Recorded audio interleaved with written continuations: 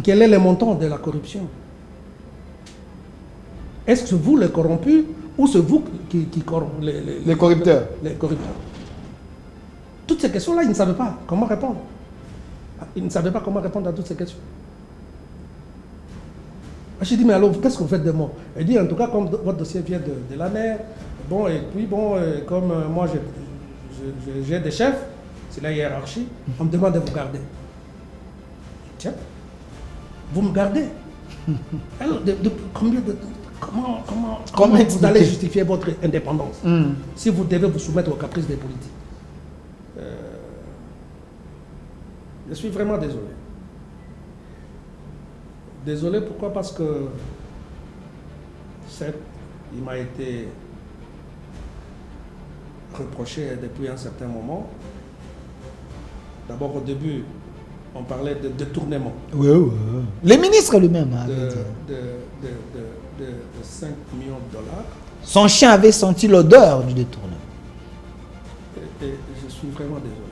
Et j'ai compris que si nous sommes arrivés à ce niveau-là, de mon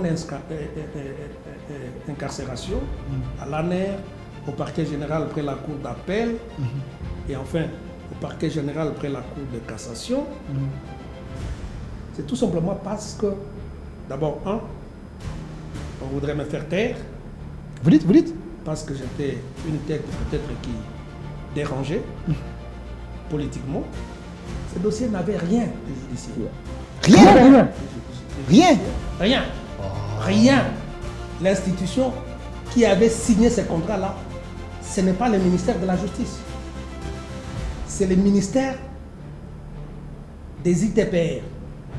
Alexis Guissaro qui était... non, c'était avant même. Avant. Alexis Guissaro. Ouais. C'était à l'époque, notre ami ici qui fait l'histoire du Congo, surtout le Congo, comment il s'appelle encore? Thomas Louak. Thomas Louak. Je connais les Congos. À l'époque. Ok. C'est lui qui avait signé. C'est lui qui avait signé ça. Ok. Comme j'étais le ministre des tutelles, j'avais demandé. Moi, je ne savais même pas qu'il y avait déjà, l'argent était déjà sorti. Je dis, pour qu'il ne commence pas les travaux, j'ai pris une décision. Pourquoi? Je suspends les travaux. Pas les travaux. J'ai même spécifié dans mon document.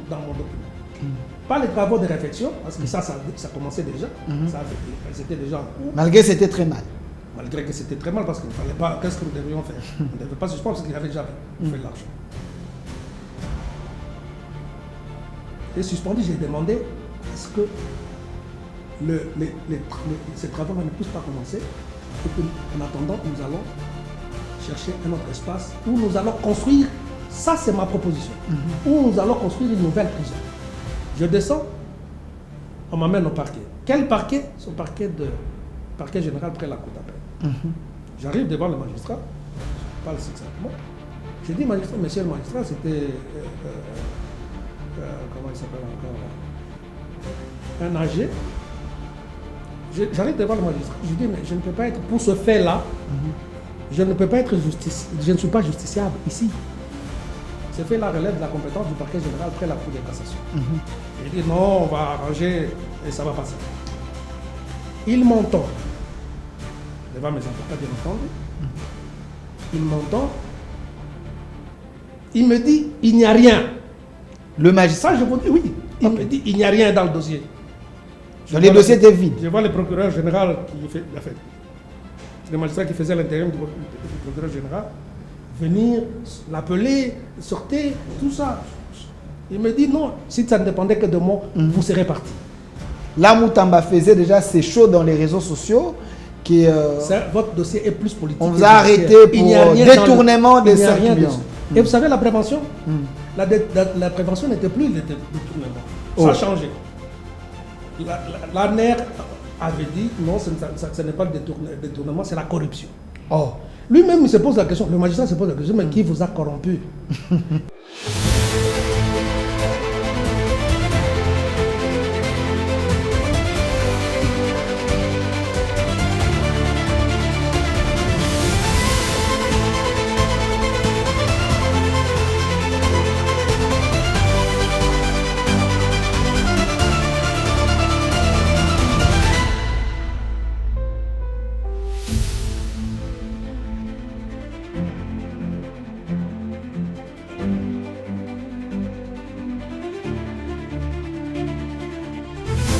plusieurs membres du parti aujourd'hui qui n'arrivent pas à vous joindre ou soit à vous voir. Et ils font passer leurs questions par nous. Mais parce que vous étiez vice-ministre de la Justice sous Ilunga Ilunkamba, mais quand votre collègue ministre, Mutamba, était encore ministre de la Justice, il y a eu des pépins. J'ai vu Akaj tweeter que vous avez détourné, il semblerait, 5 millions de dollars pour la construction d'une prison. Pourquoi vous l'avez fait? Vous n'avez pas pitié de la population congolaise. Détourner l'argent pour construire une prison. Vous vous êtes même retrouvé à l'ANER, dans la prison à cause de ça. Vous savez, Monsieur Delphin, c'est avec tristesse que je vais répondre à cette série de questions. Je suis vraiment désolé. Désolé, pourquoi? Parce que, certes, il m'a été reproché depuis un certain moment. D'abord, au début, on parlait de détournement. Oui, oui. Le ministre lui-même de 5 millions de dollars. Son chien avait senti l'odeur du détournement. Et je suis vraiment désolé. Et j'ai compris que si nous sommes arrivés à ce niveau-là, de mon incarcération, à l'ANER, au parquet général après la cour d'appel, et enfin au parquet général après la cour de cassation, c'est tout simplement parce que, d'abord, on voudrait me faire taire. Vous dites Parce que j'étais une tête peut-être qui dérangeait politiquement. Ce dossier n'avait rien de judiciaire. Rien. Rien. Rien. Mutamba, c'est un avocat, quelqu'un qui est mûr dans ça. De judiciaire. Si mon jeune frère Mutamba, c'est mon fils, parce qu'il a l'âge de mes enfants, mon fils Mutamba, qui vous a causé trop de problèmes, avait vraiment la maîtrise des dossiers, un avocat comme moi, il ne pouvait pas arriver à ces résultats-là. Tout simplement parce que il sait qu'avant moi, après moi, ce n'est pas lui qui nous a succédé. C'est Madame Rose Mutombo. Premier AG Mutombo. Rose Mutombo. Les dossiers donc question là, le dossier de 5 millions de dollars,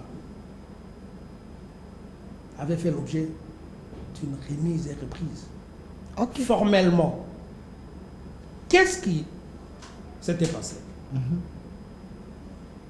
Une société, qu'on ne sait pas encore comment elle était dénommée précisément, avait conclu un contrat avec l'État congolais.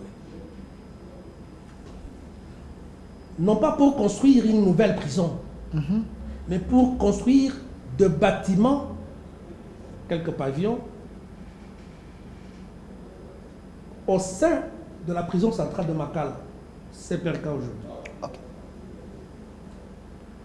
Et là, c'était avant l'avènement de notre régime. C'était pendant l'époque de Kabila.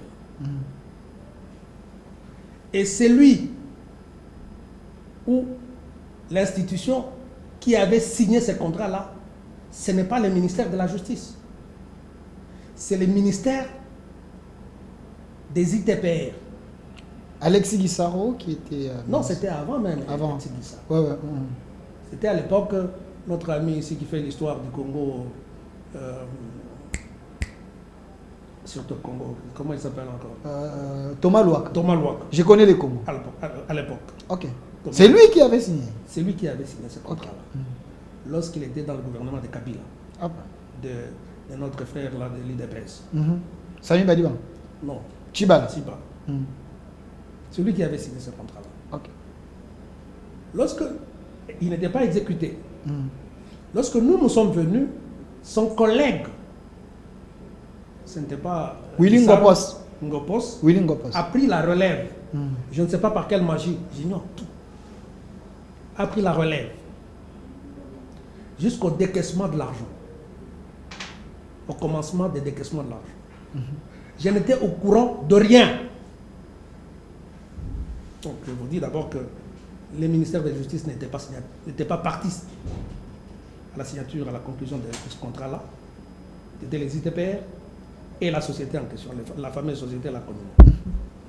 Deuxièmement, le ministère de la Justice n'avait jamais été ordonnateur de l'argent. Ça veut dire, Takaïche n'avait jamais demandé qu'on sorte l'argent pour qu'on donne à cette société-là. C'est les ministres des ITPR, Ngopos, qui les faisaient. Sans l'avis du ministère de la Justice, que j'étais en train de diriger à cette époque-là. Vous comprenez? Donc, les ministres de la Justice ou le ministère de la Justice étaient tiers, extrêmement tiers dans ce dossier-là. Maintenant, quand cette société avait deux volets des travaux qu'ils devaient effectuer à Makala. Le premier volet, c'était la réfection de certains bâtiments. Et lorsque j'étais en visite à Makala, j'avais constaté qu'il y avait des désordres. Je n'étais même pas au courant qu'il y avait une société qui réfectionnait les bâtiments là-bas. C'est lorsque j'étais en visite, d'ailleurs j'étais pour la libération de certains prisonniers, qu'à cette occasion-là, j'avais fait la visite et j'ai constaté qu'il y avait une société qui était en train de réfectionner. Et je me suis posé la question, c'est quoi ça? C'est pas en ce moment-là que le directeur va me dire non, il y a une société qui avait eu le marché, qui avait obtenu le marché, et voilà. Et là, le premier volet, la construction la réfection des bâtiments, et l'argent est déjà sorti, ils sont en train de le faire. Mais quand j'avais regardé, c'était très, très, très mal fait. Je dis bien très mal fait. J'avais même interpellé sur place là. J'avais cherché à connaître qui était le responsable de cette société. On m'a montré un certain ingénieur. Je lui ai demandé de me faire venir les responsables de la société. Jusqu'au moment où je vous parle, jusqu'au moment où je suis parti de ces ministères-là, je n'avais jamais vu ces messieurs. Les responsables de cette société-là. J'ai lancé une invitation.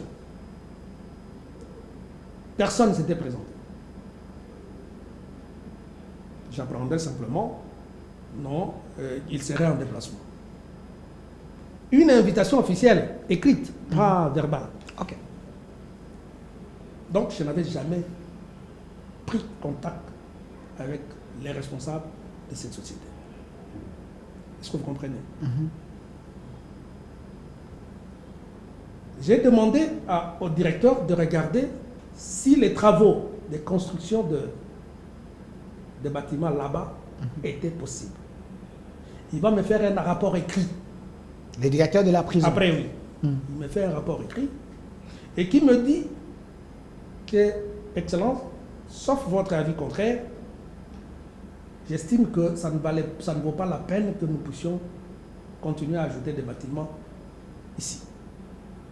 Pour première raison, il n'y a plus d'espace. Si nous mettons d'autres bâtiments, l'espace sera encore beaucoup plus étroit. Alors que nous avons une promiscuité, il y a plein de gens. Plus nous augmentons des bâtiments, plus nous allons augmenter des gens. Et ça risque de créer des évasions inutiles. Première raison. Deuxième raison, la prison est déjà en plein ville. Et qu'il faille absolument voir comment il faut la délocaliser. Deuxième raison. Troisième raison, il me dit, cette prison est ancienne de plus de 70 ans. Donc c'est depuis, je crois, 53, 54 ou 55, 56.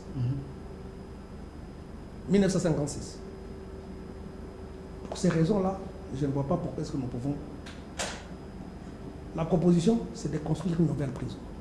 Parce que nous avons assez les espaces à Maloukou là-bas, on peut délocaliser. Quand j'avais vu ça, j'avais ajugé ces propositions-là, en fait, ces rapports. Donc j'avais accepté comme j'étais le ministre des tutelles, j'avais demandé. Moi, je ne savais même pas qu'il y avait déjà, l'argent était déjà sorti. Je dis, pour qu'ils ne commencent pas les travaux, j'ai pris une décision. Pourquoi? Je suspends les travaux. Pas les travaux. J'ai même spécifié dans mon document.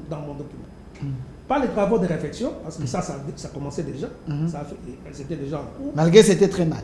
Malgré que c'était très mal, parce qu'il ne fallait pas. Qu'est-ce que nous devrions faire? On ne devait pas suspendre parce qu'il avait déjà fait de l'argent. J'ai suspendu, j'ai demandé est-ce que ces travaux-là ne puissent pas commencer et qu'en attendant, nous allons chercher un autre espace où nous allons construire, ça c'est ma proposition, où nous allons construire une nouvelle prison. Okay. Avec le moyen que l'État avait disponibilisé, au lieu de construire au sein de la prison centrale de Makala, vu qu'il n'y a pas l'espace, il fallait délocaliser, le construire ailleurs. Nous devrions signer un avenant, parce que d'abord, quand on délocalise, ça veut dire que bon, ce n'est pas la même configuration, ça va changer beaucoup de choses, et donc il faut absolument un avenant. Et j'étais sur le point de mettre sur place une commission. Quand j'avais fait cette lettre de suspension-là, j'avais réservé copie au ministre des ITPR, à la primature, à la présidence. Ok. Est-ce que vous comprenez? Donc ce n'était pas une suspension faite nuitamment pour... Ce n'était pas quelque chose qui était fait donc intuit ou personne, non. Ok. J'avais mis au courant toutes les autorités. Et 18 jours presque après, pendant que je m'apprêtais à mettre cette commission en place, d'abord j'avais pris une lettre. J'avais écrit au ministre des Affaires foncières. Ok. Pour qu'il nous cherche un espace qui pourra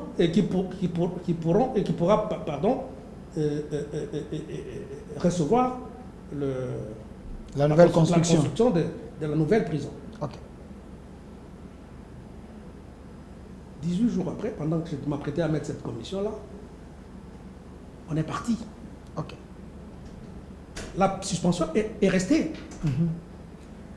Le dossier a fait l'objet d'une remise et reprise avec Mme Rose Mutombo. Donc vous avez mis Mme Rose Mutombo au parfum de ce que vous faisiez. Je suis parti. Ok.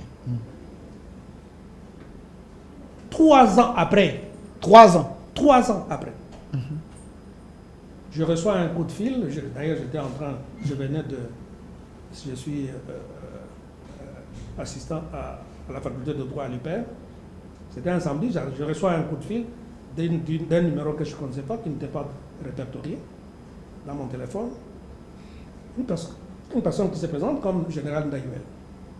Elle dit non, Excellence, est-ce qu'on peut voir... Celui qui était à Demiap? Oui, de la Demiap. Ok. L'ex-média Demiap. Moi, je dis, bon, il n'y a pas de problème. Nous pouvons toujours... Je dis, on se voit où? On se voit lundi au bureau. C'était le 17. Je dis, ok, d'accord.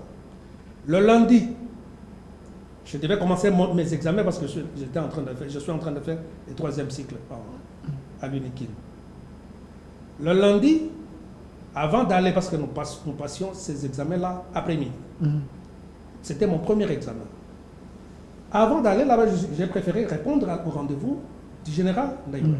J'arrive là-bas, il n'est pas là. Je l'appelle, son téléphone ne passe pas. Quand j'arrive, je vois ses collaborateurs, il dit non, il n'a laissé aucune consigne. Moi, je pensais peut-être que c'était un rendez-vous personnel. Comme il n'avait laissé aucune consigne, je suis rentré. On dit non, vous rentrez, bon, dès qu'on l'aura au téléphone, on va lui signifier que vous étiez passé. Je rentre, je monte au campus. Vers 14h, je reçois un coup de fil d'un jeune frère qui est colonel là-bas. Il dit, Moukouba, le général a dit non, vous pouvez passer à 15h. Vous voyez les chargés des opérations, un certain colonel Raf. Je dis ok. J'ai dit non, aujourd'hui j'ai examen. Je ne serai pas arrivé encore là-bas à 15h, parce que bientôt je vais commencer les examens. Donc je passe le lendemain. C'était mardi 20 août. Et le 20, je suis passé. J'arrive, je trouve le monsieur qui me pose la question parce que moi je suis mon légat, lui il est Mouemba. Il me dit, mon oncle, vous vous rapprochez derrière. Je me réponds derrière. Il dit, non, moi on m'a laissé la consigne comme quoi, dès que vous êtes là, j'appelle le général. Je dis, ok. Moi, je pensais qu'on m'appelait, avec ma petite expérience comme ministre, et puis avocat, tout ça, avec cette notoriété, parce qu'on avait créé une commission qui devait s'occuper des détournements, le problème des détournements et tout ça.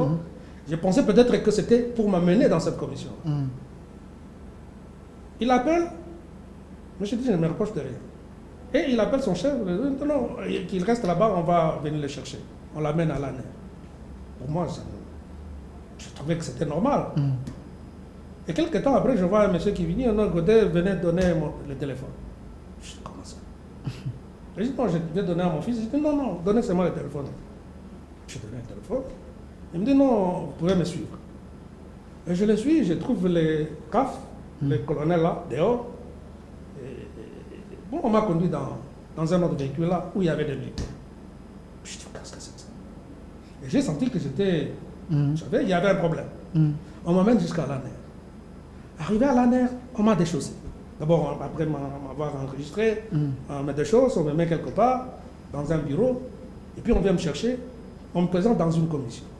J'ai trouvé beaucoup de gens, des services de sécurité, des responsables de parquet.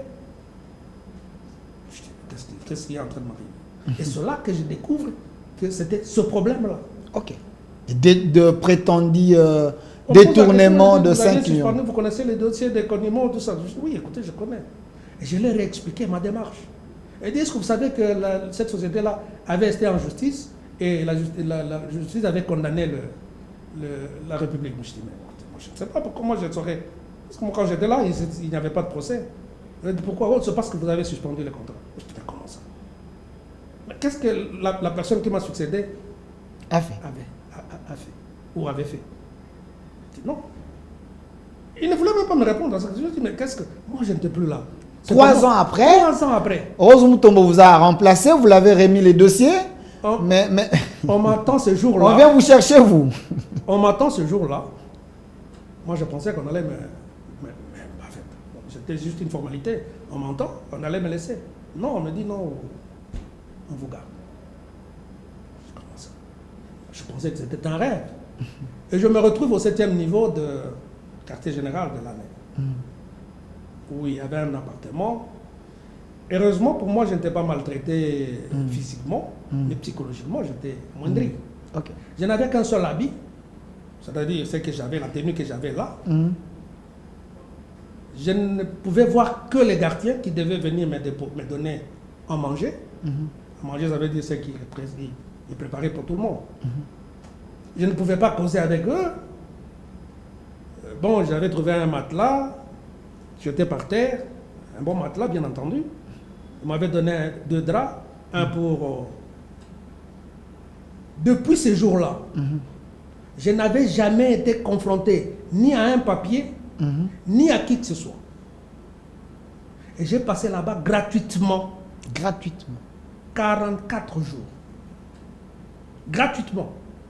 Sans que je sache pourquoi. Et un jour, on me dit, écoutez, bon, Excellence, venez, on descend. Prenez vos histoires, on descend. Je descends, on m'amène au parquet. Quel parquet? C'est le parquet général près de la cour d'appel. J'arrive devant le magistrat, je parle succinctement. Je dis, magistrat, monsieur le magistrat, c'était... comment il s'appelle encore là? Un âgé. J'arrive devant le magistrat, je dis, mais je ne peux pas être, pour ce fait-là, je ne peux pas être je ne suis pas justiciable ici. Ce fait-là relève de la compétence du parquet général près la cour de cassation. Il dit, non, on va arranger et ça va passer. Il m'entend, devant mes avocats bien entendu, il m'entend, il me dit, il n'y a rien. Le magistrat, je vous dis, oui, il me dit, il n'y a rien dans le dossier. Les dossiers étaient vides. Je vois le procureur général qui fait la fête. Le magistrat qui faisait l'intérim du procureur général venir l'appeler, sortir, tout ça. Il me dit non, si ça ne dépendait que de moi, vous serez parti. Là, Moutamba faisait déjà ses shows dans les réseaux sociaux. Votre dossier est plus politique. On vous a arrêté pour détournement des 5 millions. Et vous savez, la prévention, la prévention n'était plus le détournement. Ça a changé. La NER avait dit non, ce n'est pas le détournement, c'est la corruption. Oh. Lui-même, il se pose la question, le magistrat se pose la question, mais qui vous a corrompu?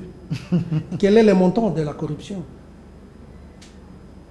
Est-ce que c'est vous les corrompus ou c'est vous qui corrompez Les corrupteurs. Les corrupteurs. Toutes ces questions-là, il ne savait pas comment répondre. Il ne savait pas comment répondre à toutes ces questions. J'ai dit, mais alors, qu'est-ce que vous faites de moi? Il dit, en tout cas, comme votre dossier vient de l'ANER, bon, et puis, bon, comme moi, j'ai des chefs, c'est la hiérarchie, on me demande de vous garder. Tiens, vous me gardez. Alors, comment vous allez justifier votre indépendance si vous devez vous soumettre aux caprices des politiques? Il dit, en tout cas, on m'a demandé de vous garder contre mon gré. Donc votre dossier était devenu politique. Là, je parle à la télévision, je suis là. Ok. Il me dit, regarde, je suis obligé de vous garder. Il m'a gardé dans des conditions exécrables. De cachot, amigo. Comme un vulgaire monsieur. Je suis en train de me poser la question, pourquoi je dois être... Je suis gardé le premier jour. Il me dit, bon, on garde, on attend peut-être que dans 2-3 jours, on va... Premier jour, deuxième jour, troisième jour, 41 jours. 41 jours. À l'année, vous avez fait combien de jours? Pendant 44 jours.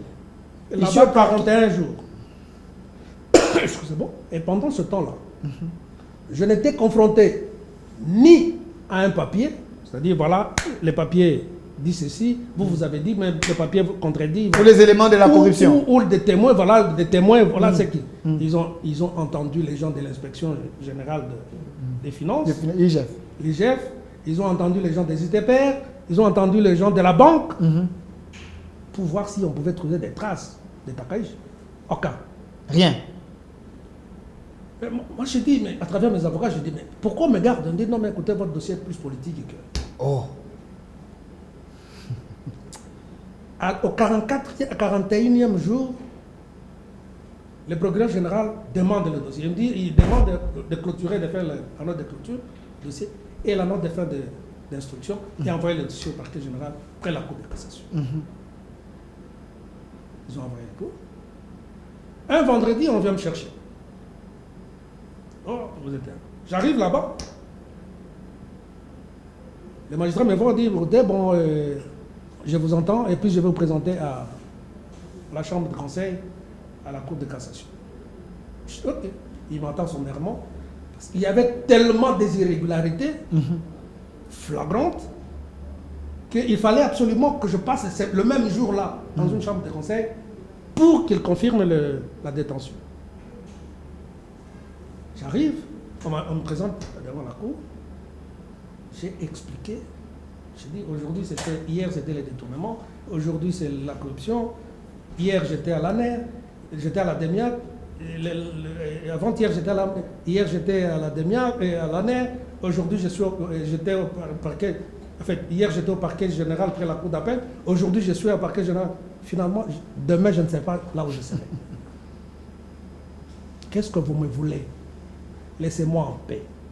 Laissez-moi aller rester à la maison. Si vous avez quelque chose à me reprocher, vous avez quelque chose que vous voudrez avoir de moi, vous allez me chercher, m'envoyer une invitation. Je viendrai répondre.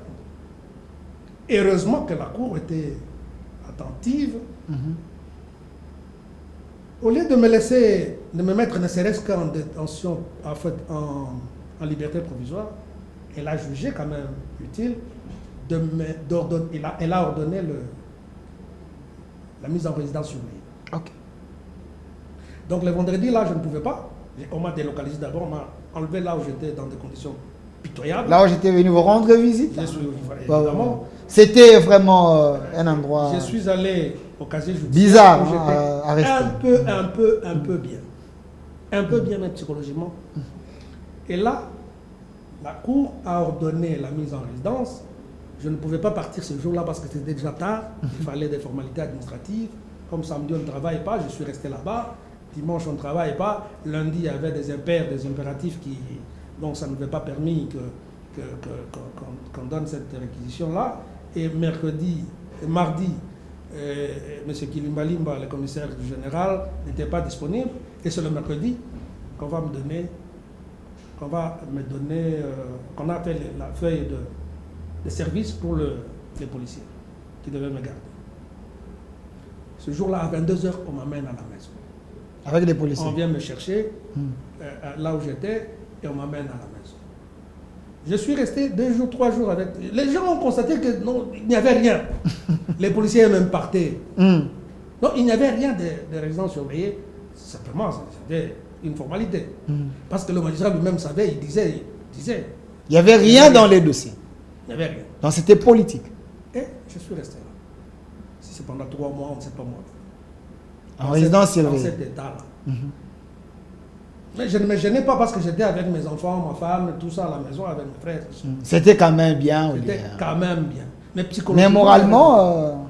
J'ai écrit. Je me suis dit, mais pourquoi je ne peux pas continuer à rester dans cette histoire? Parce que j'ai beaucoup de choses, j'ai des activités que je dois faire. Vous étudiez un peu partout. J'étudie, je suis avocat, je suis politicien. Et comment je peux rester comme ça? Ils ont dit non, pour vous permettre de. On transforme la résidence surveillée en liberté provisoire. Oh. Classer les dossiers s'il y en a. Donc ils ont commencé à imaginer comment transformer les choses eux-mêmes. Pourquoi vous me laissez comme ça? Pourquoi je dois rester dans cet état-là? On dit non, écoutez, bon voilà, dans leur justification. Je dis ok, ça va, il n'y a pas de problème. Je suis resté dans cet état-là. Liberté provisoire. Évidemment, je commençais à sortir, je commençais à faire mes activités, mais psychologiquement, j'étais toujours mal à l'aise. Ok. Et je ne pouvais pas sortir de Kinshasa. Donc Non, vous avez quitté de résidence surveillée en liberté provisoire. Mais sans preuve que vous avez détourné. Non, il n'y avait rien. Il n'y avait rien. Ils disent qu'il n'y a rien. Alors, maintenant aujourd'hui, vous êtes toujours en liberté provisoire? Non, malheureusement. Ok. Et après, bon, moi-même, j'ai demandé l'audience au procureur général. Je dis, mais écoutez, c'était le premier jour de la comparution des moutons. Oh, lui qui vous avait mis en prison. C'était le premier jour. Lui qui avait dit que vous avez détourné, il s'est retrouvé lui-même devant. Je suis allé voir le procureur général. Je dis, mais écoutez, moi, j'en ai marre. Si vous estimez. D'ailleurs, avant ça, parce que je commençais à me plaindre. Je crois que vous avez vu le Akash qui avait tweeté à l'époque qu'il y avait des détournements. Kapiamba. Qui a écrit au procureur général. Il dit, écoutez, si monsieur Takaichi, il y a quelque chose que vous reprochez à M. Takaichi, déférez-les devant son juge naturel. Comme ça, il connaît son sort au lieu de les laisser comme ça. Ou alors, vous les laissez. Akash qui avait alerté les gens, Akash avait changé sa position pour commencer à plaider maintenant pour parce que Akash avait compris qu'il n'y avait rien. Il n'y avait rien. Donc Moutamba avait induit Akash en rien. Tout à fait. Donc les chiens de Moutamba qui avaient senti l'odeur du détournement, ces chiens-là, c'était un mauvais chien. Je suis resté dans cet état. J'ai finalement demandé à mon avocat, à un de mes collaborateurs, d'écrire au procureur général. D'abord, quand j'ai vu le procureur général, je lui ai dit, bon, écoutez, Excellence, bon, faites-nous une correspondance. Qui suis réservé. Le procureur Vondé? Oui, le procureur, après la Cour de cassation. Firmé Vondé. Oui. L'homme qui arrête souvent des gens. Non, c'est un bon monsieur. Hein. Vous pouvez faire une lettre, vous nous écrivez comme ça, nous allons vous répondre. Oui. Il travaille bien. Je rentre, je demande à mon confrère de faire une correspondance. Il a fait une correspondance à laquelle il a répondu positivement. Ah, ok. Avec une rapidité. En tout cas, parce qu'il n'y avait plus de raison de me garder comme ça. Ils étaient fatigués de me garder, sans raison. Alors, il a répondu. Et donc, je suis aujourd'hui libre comme de l'air. Et c'est comme ça, d'ailleurs, que je me permets de venir parler de ce dossier, parce que je me réservais de parler de ce dossier pendant que j'étais encore, en tant qu'avocat, en tant qu'un homme épris de paix. Je ne voudrais pas venir commencer à raconter n'importe quoi ici sur ce dossier, alors que ce dossier était encore pendant. Merci. Mais comme le dossier a été clôturé, parce que le procureur général lui-même a dit, nous classons les dossiers pour fait non établi. Ok. Fait non établi, ça veut dire qu'il n'y a rien. Il n'y a rien. Donc, procureur Vondé. Il faut me donner ce n'est pas comme les autres dossiers où peut-être les gens. Non. Ok. Et je dis, à qui voudrait m'entendre, il n'y a jamais eu ni détournement, ni corruption dans ce dossier-là. Ok. Il n'y a jamais. Donc, la justice de votre pays vous a blanchi. Pendant que j'étais au parquet général près de la Cour de cassation, continuez à écrire à l'État congolais. La société là? La société. Donc, ce n'était pas une société fictive. Ça, je ne sais pas. Ok. Parce que je n'avais pas scruté, je n'avais pas cherché à creuser pour savoir si c'était une société fictive ou une société. Mais ce que je sais, La société existe. la société écrivait. Jusqu'au, je crois même au moment où nous sommes en train de parler, la société continuait à écrire. Alors, On m'avait montré la correspondance, le magistrat. Il dit, voilà, la société continue à écrire. Ça, c'est la deuxième ou la troisième correspondance. Moi, je dis, mais pourquoi vous ne mettez pas la main sur cette société? Si effectivement qu'il y a eu des tournements. Ils ont fait des enquêtes, non. Il n'y a pas eu de tournement. La société continue à écrire pour demander non seulement la différence des sommes qui étaient convenues, mais aussi de montrer par rapport à ce que moi j'avais dit, de montrer le site pour la construction de cette. attendez. Donc l'argent. Mais c'est extrêmement grave. Attendez. Monsieur Moutamba, excusez-moi de l'appeler populiste Moutamba, ou celui qui a énervé la justice, celui qui a détourné l'argent parce qu'il y a une condamnation. Lui, qui avait dit que vous avez détourné l'argent, 5 millions pour la construction, il semble qu'il y avait une société fictive. Cette société existe et la société demande au gouvernement congolais de lui situer les sites pour que la société puisse construire la prison. Et la société demande la différence que l'État devait lui donner. La donner. Oui, parce que Alors, maintenant, vous en prison, vous étiez parti faire quoi? je ne sais pas, c'est la question. Est-ce que l'État ne peut pas vous dédommager? Bon, c'est un peu compliqué notre loi actuelle. C'est un peu compliqué. Parce qu'on va justifier cela, parce que les procureurs, le ministère public était dans la phase préjuridictionnelle, était en train de mener des enquêtes, tout ça, et c'est au nom de l'État, et en conséquence, il n'y a pas moyen de les poursuivre. Alors, merci. C'est un préjudice. J'ai perdu la session, Ok. parce que c'était à mon premier examen. J'avais fait seulement le premier examen. Le deuxième examen, le troisième, et les restes. Donc, vous êtes blessé. Je suis blessé. Jusqu'aujourd'hui. Beaucoup de plomb. C'est Jusqu'aujourd'hui. cette année, en fait, cette année que j'ai repris. Ok. J'ai repris, j'ai pris mon inscription. Enfin, pas j'ai repris parce qu'on avait différé mon inscription. Et puis, bon, j'ai suivi les cours. Merci. Et j'ai passé mes examens. Merci. Et j'attends les résultats. Heureusement, nous avons le PG, Firmin Vondé, l'homme qui est dans la vision de l'état de droit, l'homme qui veille sur les mauvaises choses. Il arrête les vrais coupables comme le Moutamba. Ils sont là-bas parce qu'il y a des preuves tangibles qu'ils ont détourné l'argent. Mais il vous a libéré parce que il n'y a rien. De telles personnes, il faut les encourager, les protéger, prier pour eux parce qu'ils sont en train de veiller. Mais moi, comme journaliste et patriote, je demande pardon.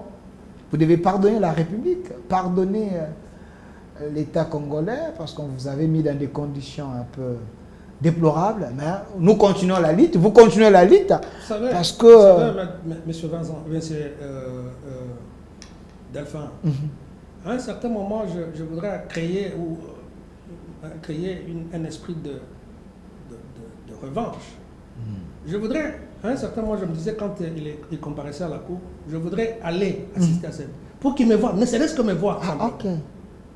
Peut-être que ça lui rappellerait quelque chose. Il ne faudra pas que les gens disent, écoutez, oh non, c'est parce que Moutamba a été arrêté, que vous commencez à parler, et tout. Non, non, c'est pas ça.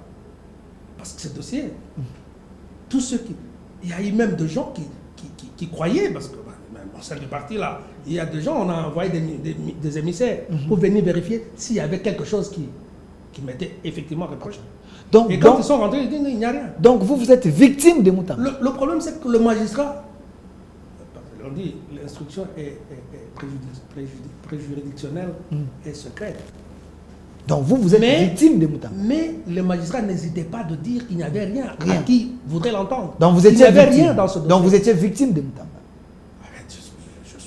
Je suis victime de l'État congolais. Merci.